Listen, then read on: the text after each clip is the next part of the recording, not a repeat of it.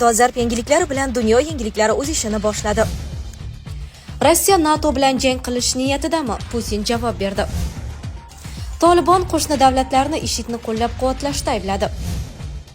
Ukraina Amerikaning Abrams tanklarini oldingi chiziqdan olib tashlayapti. Xitoy Germaniyaga qarshi demarsh e'lon qildi.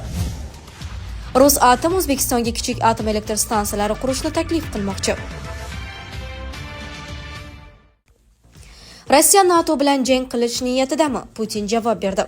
Rossiya prezidenti Vladimir Putin Rossiyaning NATO bilan urushga kirishishi haqidagi qo'rquvni safsata deb atadi, deya Deutsche Welle xabar berdi. Putinning so'zlariga ko'ra, 2022-yilda AQSh harbiy xarajatlari 811 milliard dollarni, Rossiyaniki esa 72 milliard dollarni tashkil qilgan. Mazkur nisbatni bila turib, biz NATO bilan kurashamizmi? Bu shunchaki safsata, dedi Rossiya rahbari. U Tver viloyatidagi ish safari chog'ida harbiylar bilan muloqot qilar ekan, Rossiyaning Yevropa davlatlariga nisbatan tajovuzkor niyati yo'qligini ta'kidlagan. Ukrainadan keyin Yevropaga hujum qilishimiz haqidagi mishmishlar bo'lmagan gap. Bu o'z aholisini qo'rqitish evaziga ulardan pul undirish uchungina xolos, deb qo'shimcha qilgan Putin. Putinning so'zlariga ko'ra, agar urushda qatnashish uchun Ukrainaga topshirilgan Amerikaning F-16 qiruvchi samolyotlari 3-davlatlar aerodromlaridan uchib chiqsa, bu aerodromlar Rossiya harbiylari uchun qonuniy nishonga aylanadi. Shu bilan birga Putin F-16 samolyotlari bortida yadro qurolini olib yurishi mumkinligini eslatib, buni ham hisobga olishini aytgan. Tolibon qo'shni davlatlarni IShIDni qo'llab-quvvatlashda aybladi. Tolibon tashqi ishlar vaziri vazifasini bajaruvchi Amirxon Muttaqi Afg'onistonga qo'shni 3 davlatni IShIDni qo'llab-quvvatlayotganlikda aybladi. Bu haqda Etilatros xabar berdi. Muttaqi 25-aprel kuni Qobuldagi Afg'on-Qozoq ko'rgazmasining ochilish marosimida tegishli bayonot berdi. U IShID uchun Afg'onistonda joy yo'qligi, biroq 3 ta qo'shni davlat IShIDni ishchi kuchi bilan ta'minlab, uni moliyalashtirayotganini qayd etdi. Tolibon mulozimi bu aynan qaysi davlatlar ekanini ochiqlamadi. Afsuski, bu davlatlardan biri IShIDning ishchi kuchini ta'minlasa, ikkinchisi ta'lim dasturlarini moliyalashtirib markazlashuvni ta'minlaydi. Uchinchi davlat esa guruh hujumlarini boshqaradi, dedi. Muttaqi agar bu 3 davlat o'z majburiyatlarini bajarsa, Afg'onistonda muammo yo'qligini qo'shimcha qildi. Tolibon qo'shni davlatlarni IShIDni qo'llab-quvvatlashda ayblagan bir paytda qo'shni davlatlar Afg'onistondagi terrorchilik guruhlari faolligidan xavotirda. Ukraina Amerikaning Abrams tanklarini oldingi chiziqdan olib tashlayapti. Ukraina qurolli kuchlariga Rossiyaning uchuvchisiz uchoqlari tufayli Abrams tanklaridan foydalanish qiyinlashmoqda.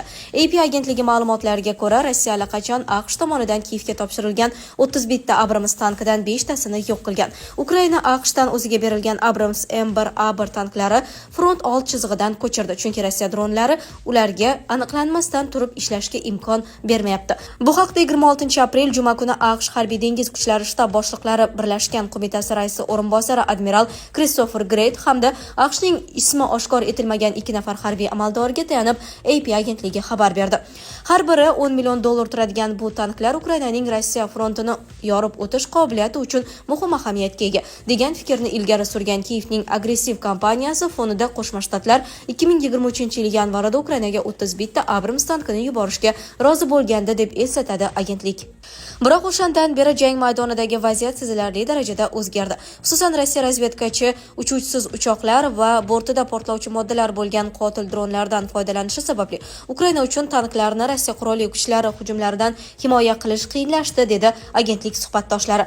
AP xabariga ko'ra, AQSh tomonidan Ukraina qurolli kuchlariga taqdim etilgan 31 ta Abrams tankidan shu kungacha 5 tasi yo'q qilingan. Admiral Great AP bilan suhbatda Qo'shma Shtatlar hozir Ukraina bilan taktikani o'zgartirishni muhokama qilayotganini ta'kidladi. Agar janglar qanday rivojlangani haqida o'ylab ko'rsangiz, uchuvchisiz uchish apparatlarining keng tarqalishi sharoitida katta zirhli texnikalar tahdid ostida bo'lishi mumkin, dedi yuqori martabali harbiy ofitser.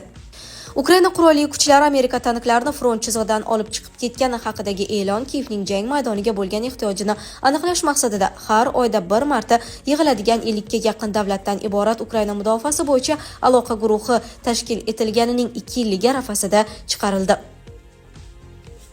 Xitoy Germaniyaga qarshi demarsh e'lon qildi.